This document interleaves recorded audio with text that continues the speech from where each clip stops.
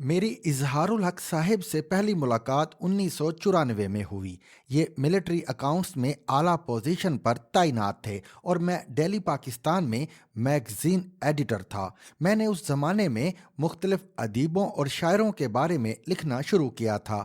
इजहार साहिब ने ताज़ा ताज़ा कालम निगारी शुरू की थी। उनकी तहरीर में रवानी, अदबी चाशनी और जज्बात होते थे और मैं चंद ही दिनों में उनकी तहरीरों का नशई हो गया।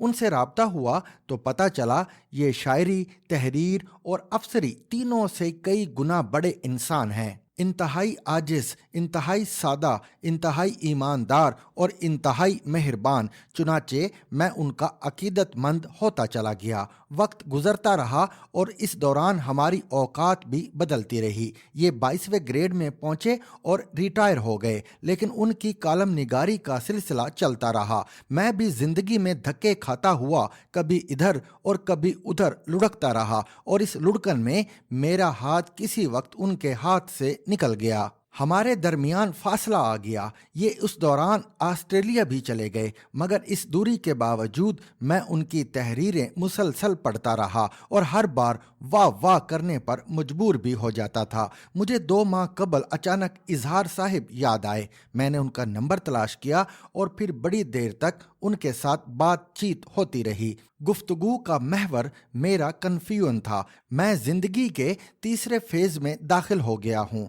प्रोफेशन में जो कुछ करना था वो कर लिया। जिंदगी में जितनी तोपें और तीर चलाने थे चला लिए। बहन भाई अपनी जिंदगियों में मगन हो चुके हैं। बच्चे बड़े हो चुके हैं और मैं अंधाधुंध काम करके थक चुका हूँ। लिहाजा मैं बाकी ज़िंदगी को रीडिज़ाइन करना चाहता हूँ। मैं इस सिलसिले में अपने सीनियर्स से राब्ते कर रहा हूँ। मैंने इजहार साहिब को अपना प्लान बताया तो उनका जवाब था, आप ये सब कुछ मुझसे क्यों पूछ रहे हैं? मैंने जवाब दिया, अरबी की एक कहावत है, आप जब भी मशवरा करें समझदार से ना करें, तजर्बाकार से करें, और आप इस तजर्बे से गुजर चुके हैं। उन्होंने कहा लगाया और कहा, चलो तुमने मुझे ये तो बता दिया मैं समझदार नहीं हूँ। और यूं मेरी उनसे रीयूनियन हो गई। मोहम्मद इजहारुल हक ने चंद दिन बाद अपनी ताज़ा किताब आशिक मस्त जलाली मुझे भिजवा दी। मैं किताबों और मुसन्निफ़ों पर लिखने से परहेज़ करता हूँ। इसकी 2 वजूहात हैं। पहली वजह कम इल्मी है। मैं खुद को इस काबिल नहीं समझता मैं किसी पढ़े लिखे शख्स पर लिख सकूँ। दोम, दुनिया में 2 किस्म के मुसन्निफ़ होते हैं। एक वो जो अपना तारुफ खुद होते हैं, ये लोग ब्रांड होते हैं और इन्हें किसी दूसरे शख्स के तारुफी अल्फाज की ज़रूरत नहीं होती। और दूसरे वो लोग होते हैं जिनके बारे में अगर तमाम लिखारी मिलकर भी लिख दें तो भी वो मुसन्निफ और उनकी किताब किताब नहीं बन पाती। मेरी बड़े लोगों पर लिखने की औकात नहीं और फजूल लोगों की खुशामद की हिम्मत नहीं थी। लिहाजा मैं परहेज करता रहा। इजहार साहिब पहली सफ के शायर और कालम निगार हैं। ये ब्रांड हैं, उनका नाम ही काफ़ी है और उनकी तारीफ मेरी औकात नहीं। लेकिन आशिक मस्त जलाली एक ऐसी किताब है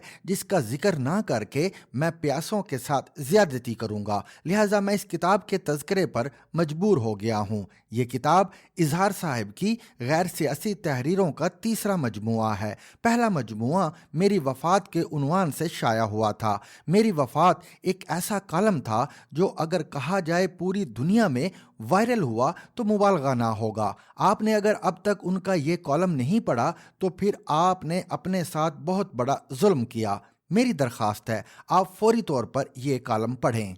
आशिक मस्त जलाली का पहला सेक्शन बच्चों के बच्चों पर है। इजहार साहिब शायद पहले कालम निगार हैं जिन्होंने पोतों, पोतियों, नवासों और नवासियों पर लिखा और जम कर लिखा। एक साहिब ने पूछा, इतनी भरपूर जिंदगी गुजारने के बाद रिटायर्ड जिंदगी तो बहुत बोर गुजर रही होगी। इजहार साहब ने बताया, असल लुत्फ तो जिंदगी के इसी हिस्से में है जब आपके इर्द गिर्द आपके बच्चों के बच्चे हों जो आपको भरपूर अहमियत देते हैं। इन कालमों का फीडबैक जबरदस्त था। दुनिया भर में पहले हुए नाने दादे नानियाँ दादियाँ इन कालमों को पसंद करती हैं और इनका इंतज़ार करती हैं। इजहार साहिब ने किसी जगह लिखा, एक नवाब ने अपने बचपन के एक बेतकल्लफ दोस्त से जो गरीब किसान था पूछा कि बदबख्त तुम्हारी सेहत का राज आखिर क्या है। मैं बादाम और चहार मगज खाता हूँ, मुरब्बे और फल तनावल करता हूँ, मुसफ़ी पानी मेरे लिए फलां चश्मे से आता है, फिर भी सेहत है कि फुसफुसी सी रहती है। इधर तुम हो कि खट्टी लस्सी तुम्हें मुश्किल से मैसर है मगर हट्टे कट्टे तनोमंद हो। किसान ने कहा, नवाब साहिब आप क्या खाते हैं? मट्टी और राख। मैं जब हल चलाकर घर आता हूँ तो मेरे पोते और नवासे मेरे ऊपर छलांगे लगाते हैं। कोई चूमता है तो कोई दाढ़ी खींचता है, फिर वो मुझे खींच कर दुकान पर ले जाते हैं जहाँ मैं उन्हें रेवड़ियाँ, बिताशे, नुगदी और मखाने खरीद कर देता हूँ। उन्हें खाते देखता हूँ तो सेरो खून बढ़ता है। ये है सेहत का राज। आशिक मस्त जलाली में गांव की उस जिंदगी का भरपूर जिक्र भी है जिसे हम सब छोड़ चुके हैं। तनूर पर पकी हुई रोटियों का जिक्र है, बाजरे के मीठे आटे, मकई और जवार के मुरुंडे, देसी रंग बरंग खरबूजों, सत्तू, मोठ की फलियों, ताज़ा दोहे हुए दूध, लस्सी की चाटियों, पुदीने, सुर्ख मिर्च और लस्सी से बनी हुई चटनी, मट्टी की हांडियों, आम पिशावरी चप्पल पहनकर मीलों पैदल चलने, सरे शाम लालटेनों के चश्मे साफ करने और सूत से बुने हुए रंगीन पायों वाले पलंगों का जिक्र है। लस्सी पर भी एक भरपूर कॉलम है। ये कॉलम पढ़कर किसी साहिब ने अमेरिका से मेल की, मैं गांव और माँ को याद कर रहा हूँ और रो रहा हूँ। इजहार साहिब ने पिज़्ज़ा और बर्गर के खिलाफ भी कॉलम लिखे हैं जो इस किताब में मौजूद हैं। एक सेक्शन का उन्वान बड़े लोग हैं। इस सेक्शन में ईदी साहिब और पाकिस्तान से जज़ाम को ख़त्म करने वाली अजीम खातून रुत फ़ाओ का जिक्र है। इन दोनों हस्तियों की वफ़ात पर हमारे हम वतनों को ये फ़िक्र लाहक हो गई थी कि ये लोग जहन्नुम में जाएंगे या जन्नत में। इजहार साहिब का जमशेद मार्कर और सूडान के आलम और सियासतदान डॉक्टर हसन अल तराबी पर लिखा हुआ कॉलम भी पूरा मकनतीस है। एक सेक्शन का उन्वान है, हमारी जिंदगियां डिक्टेट ना कीजिए। ये सेक्शन उन हजरात के बारे में है जो कह रहे हैं खुदा का लफ्ज इस्तेमाल ना करो। इजहार साहब ने उनकी मिन्नत की है, हमसे अब हमारा खुदा तो ना छीनो। सदियों पर मुहित उस इस्लामी लिटरेचर का क्या बनेगा जो फारसी, तुर्की और उर्दू में है और जिसमें खुदा का लफ्ज करोड़ों बार इस्तेमाल हुआ है। सखावत और कंजूसी पर लिखा है कि दुनिया में इंसानों की दो ही किस्में हैं, मेहमान नवाज और कंजूस, और वतन आशूब किताब का वो हिस्सा है जिसमें वतन के साथ होने वाले जुल्म व सितम पर मातम किया गया है।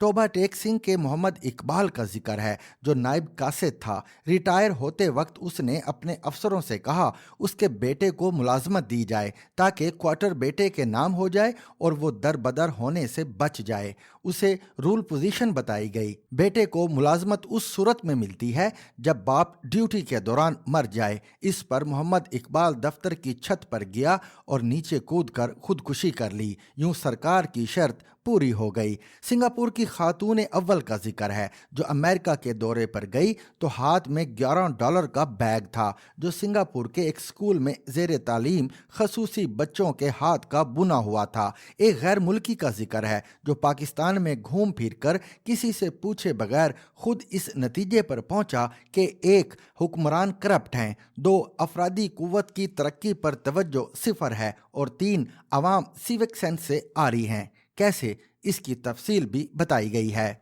इजहार साहब ने हुकूमत बरतानिया की खिदमत में अर्जदाश्त पेश की, आप बर्रे सगीर में रेलवे का निज़ाम कायम करने वाले रॉबर्ट के पोते या पड़पोते को पाकिस्तान भेज दें ताकि उन 2500 रेलवे क्रॉसिंग्स का कुछ किया जा सके जिन पर आज फाटक हैं न चौकीदार, और जहां ट्रेनों के नीचे आकर सैकड़ों पाकिस्तानी मर रहे हैं। आशिक मस्त जलाली में उन लड़कियों का जिक्र भी है जो मगरबी मुल्कों में पलती और बड़ी होती हैं और उन्हें बाद अज़ा धोखे से वतन वापस लाया जाता है और ज़बरदस्ती नीम तालीम याफ्ता कज़न्स के साथ बांधने की तैयारियां शुरू कर दी जाती हैं। कुछ को तो मगरबी ममालिक के सफारत खाने बचा लेते हैं और बाकी को इनकार करने के जुर्म में मौत के घाट उतार दिया जाता है। और किताब का एक सेक्शन मुल्क में लाइब्रेरियों के कहत पर मबनी है।